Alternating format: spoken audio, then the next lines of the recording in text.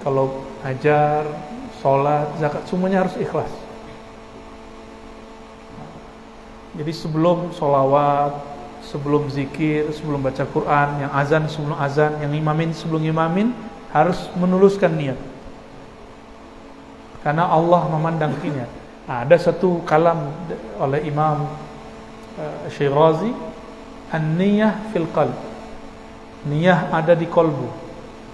Niat itu ada di kolbu. Wallah yanzuru ila qulubikum. Dalam hadis yang sahih dikatakan Allah memandang kolbumu. Berarti yang dipandang apa? Niat. Niat dipandang.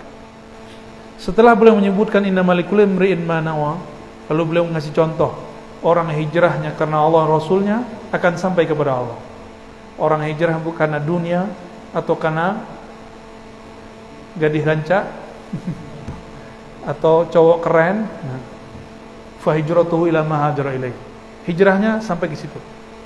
Sholawatan supaya dapat akhwat cantik, nanti dapat. Tapi akhiratnya nggak dapat. Ya. Kemana-mana bawa kitab supaya disebut orang soleh, orang alim, nanti dipuji orang, tapi nanti di akhirat gak dipuji lagi. Nauzubillah min. Maka harus latihan kolbu. Hadis ini mencakup aqidah, fiqih, ibadah, dan tasawuf. Hadis ini diriwayatkan oleh Imam Bukhari dan Muslim. Kita lanjut ke hadis kedua. Ini yang paling penting untuk kalian diingat-ingat sampai nanti mau kuliah dimanapun. Hadisnya panjang tapi saya ringkas. An Umar radhiyallahu taala anhu, ya, kata beliau, bainama nahnu julusun inda Rasulillah sallallahu alaihi wasallam dzata yaumin, ketika kami duduk-duduk begini, istala alaina rajulun syadidu bayadith thiyab, tiba-tiba ada orang pakai baju putih kayak kalian. Ini putihnya udah kucel ini. Putihnya syadid, sangat putih. Rambutnya sangat hitam. Lalu ngapain dia? Dia ini nggak ada bekas, ada debu. Orang dulu kalau pakai onta itu bau. Onta itu bau, pasti ada baunya, asharus safarnya, debu dan bau ontanya. Tapi ini nggak ada baunya. Dan tidak ada yang kenal. La ya'rifuhu minna ahad. Halaman 8. Tidak ada seorang pun yang kenal. Hatta jalasa, tiba-tiba dia duduk di depan Nabi SAW. Ini duduk seorang salik, seorang talib yang dianjurkan. Jadi nanti kalau di subuh, ada taklim habis subuh, latihan pertama duduk antara dua sujud. Sampai seberapa kuat baru ganti duduk. Nah, nanti silakan para asatidz mulai praktekkan ke murid-murid. Jadi latihan ini kan duduk bersila namanya. Latihan duduknya Jibril. Boleh disebut dengan julus Sayyidina Jibril. Duduknya Sayyidina Jibril. Mau meniru? Coba praktek. Duduk antara dua sujud. Kuat nggak? Ya, cobain. Bukan hanya laki-laki, perempuan juga cobain ya. Duduk antara dua sujud. Ini disebut dengan apa? Duduk Sayyidina Jibril. Lalu apa yang beliau lakukan? Fa'asnada rukbatayhi ila rukbatayhi. Beliau mempertemukan lututnya dengan lutut Nabi sallallahu alaihi wasallam.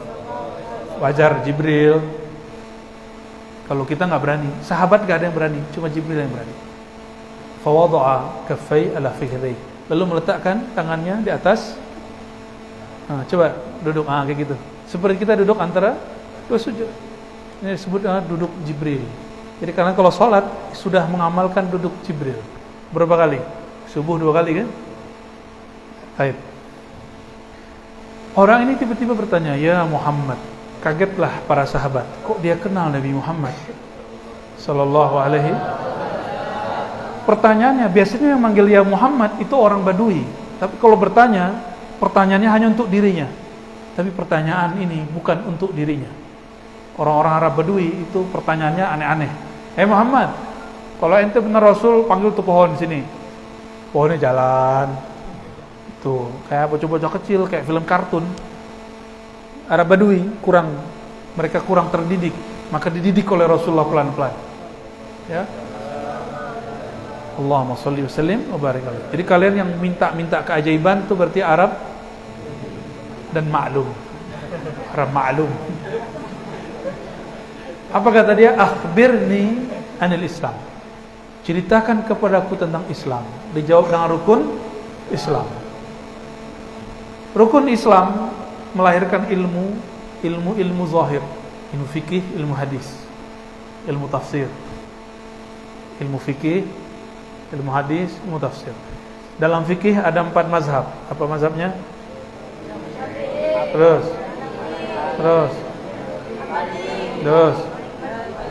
Ya, kalau secara umur dulu kan Hanafi, Maliki, Syafi'i, Oke. Kalau hadis Bukhari, Muslim, Abu Daud. Tafsir macam-macam, Tabari, Qurtubi, Ibnu Katsir dan lainnya.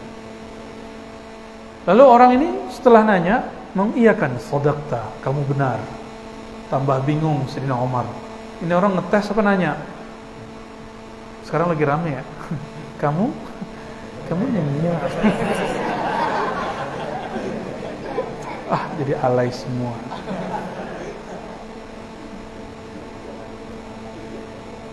Fa'ajibna lahu yas'aluhu wa yusaddiqu. Kami heran, dia nanya terus mengiyakan. Qala fa akhbirni 'anil iman. Lalu dia bertanya tentang bab iman, dijawab dengan rukun iman. Muncullah bukan rukun Islam, rukun iman. Lahirnya ilmu namanya ilmu akidah. Ilmu akidah ini sempat namanya dulu ilmu kalam sampai sekarang. Tapi ilmu kalam dulu ada yang mazmum, tercela, ada ilmu kalam yang mahmud, terpuji. Ilmu kalam yang mazmum, ilmu kalam yang dulu dibawa oleh kelompok Mu'tazilah, Qadariyah, Jabariyah. Nanti kalian tanya sama Ustaz, itu kelompok apa? Ya, Syiah. Kita gak ngikut itu. Tapi kalau antum sering bawa Habib nanti dituduh Syiah ini. Apalagi orang awak. Orang Minang ini, kalau kita dekat sama Habib karena langsung dituduh Syiah. Gak ngerti beda Syiah sama Ahlus Sunnah. Yang udah Habib Syiah, ya. Cinta Habib Syiah. Dari mana begitu? Mencintai Nabi dan zuriatnya bagian dari usuluddin, usul Ahlus Sunnah wal Jamaah, bukan ajaran Syiah. InsyaAllah kalau mulai mencintai zuriat Nabi, fi barakah, ada keberkahan, ya. Lalu belakangan ini diluruskan oleh Imam Abul Hasan Al-Asy'ari. Maka dulu ketika Imam Syafi'i melarang muridnya Al-Muzani belajar ilmu kalam, karena ilmu kalam dulu dikuasai oleh siapa?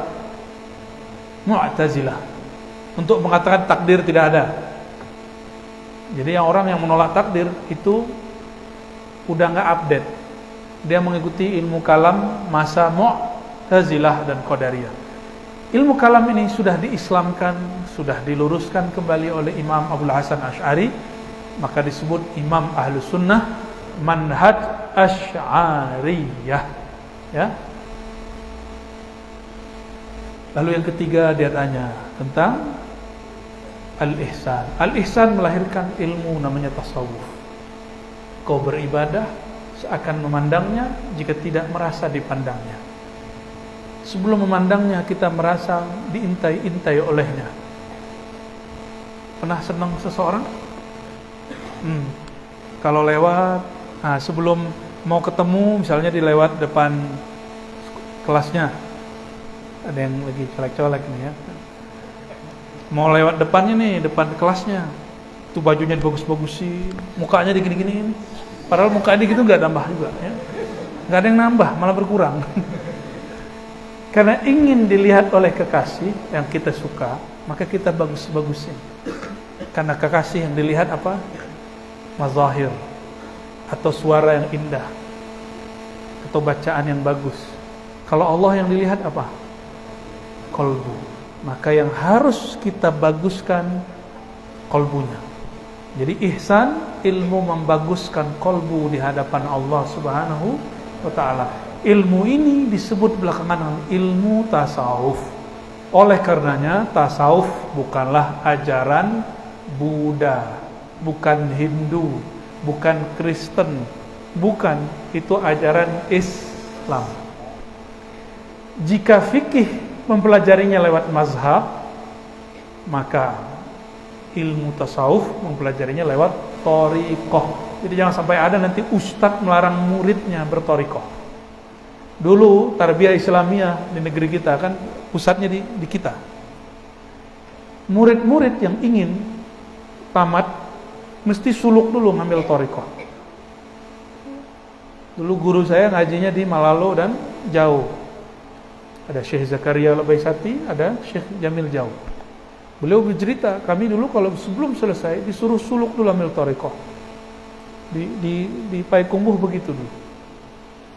Ya, Kabupaten Bulu Kota, orang kalau mau tamat pesantren, madrasah tarbiyah, disuruh mengambil zikir dulu. Biar nanti si murid lengkap di kolbunya. Nanti bakal ada orang ngomong, gak usah belajar tasawuf, belajar syariat aja dulu. Lah tasawuf itu bagian dari syariat. Karena syariat ini mencakup 3 tadi. Fikih, akidah, tasawuf. Ya. Gak usah yang aneh-aneh ya. Mungkin dia taunya cuma segitu doang. Orang yang ngomong begitu rata-rata, emang pemahamannya segitu aja. Sempurnanya orang bersyariat kalau dia bertasawuf. Jadi kamalus syariah bikamalil islami wal imani wal ihsan. Itu dia, itu rukunnya sudah. Yang terakhir dia bertanya tentang asyratis sa'ah, tentang akhir zaman. Akhir zaman ini yang mampu memahaminya dengan baik hanya orang-orang ahli rohani. Kalau enggak yang terjadi cocok logi. Pandemi ini masuk yang waktu pandemi pertama siapa? Lagi di sini enggak? Atau pas libur? Buya udah di sini 2020. Masih ingat ada yang mengatakan ada dukhon 15 Ramadan. Hadis palsu dipakai. Dukhon betul akan terjadi, tapi bukan 15 Ramadan yang dia katakan. Kalaupun iya, bukan karena hadis itu, tapi terjadi sesuai bima sya Allah. Ya. Apakah setelah itu dia minta maaf? Apakah dia mengatakan atubu ilallah, saya bertobat kepada Allah, sudah membuat orang ketakutan? Enggak ada. Enggak ada sama sekali. Dan kita kecewa di situ ya. Saya kecewa di situ. Dan ada beberapa ustaz akhir zaman. Kenapa? Karena tidak dengar ruh. Nabi mengatakan di akhir zaman ada pemerintahan yang tidak akan, nggak perlu memberontak pemerintahan ini. Seperti Nabi tidak pernah memberontak. Disebut al-khilafah ala minhajin nubuwah. Khilafah yang sesuai dengan manhaj kenabian. Nubuwat itu di ruh. Maka nanti orang-orang yang mengerti akhir zaman dengan baik itu ahli-ahli rohani. Baru saja salah satu mereka meninggal, namanya Al-Habib Abu Bakar Al-Adni. Ini salah satu ahli rohani yang mengerti akhir zaman. Video-videonya boleh didengarkan, tapi ya terjemahin sendiri ke bahasa Arab ya, dia menyebutnya fikih tahawulat. Baik, adinda para santri semua, di ujung hadis, saya tidak sebutkan detailnya, di ujung hadis Nabi bertanya kepada Sayyidina Umar, "Ya Umar, atadri manissa?" Tahukah kamu siapa yang bertanya? Qultu Allah wa rasuluhu a'lam. Aku kemudian menjawab, hanya Allah dan engkau yang tahu, wahai Rasulullah. Apa kata Nabi SAW? Fa innahu Jibril, itulah Sayyidina Jibril datang kepada kalian mengajarkan dinakum, ajaran agama kalian. Perhatikan dua hal. Satu, ini dalil bahwa agama terdiri dari 4 bab utama: Islam, iman, ihsan, akhir zaman. 4. Ya. Maka kalau ingin menguasai Islam, mesti menguasai 4 ini. Menguasai ajaran, memahami. Menguasai nggak mungkin. Dan yang kedua, yang datang Sayyidina Jibril. Oke? Sayyidina Jibril sayapnya berapa? Tahu nggak? Itu kalau dibuka satu sayapnya 300 sekian. Sebelah kanan.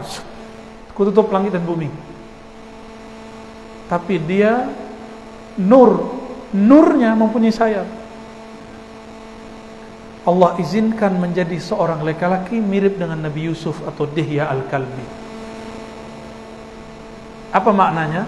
Malaikat boleh saja dengan izin Allah menjelma menjadi seorang laki-laki tanpa merusak dirinya yang asli. Itu hanya jelmaan. Oke. Apalagi maknanya di situ? Masih poin kedua. Imkaniyatu ru'yatil malaikah. Bahwa mungkin sekali bagi kita melihat malaikat. Ini Sayyidina Umar lihat nggak? Jadi jangan-jangan di majelis salawat, zikir, ta'lim itu yang hadir bukan manusia, tapi malaikat yang menyerupai diri. Hati-hati.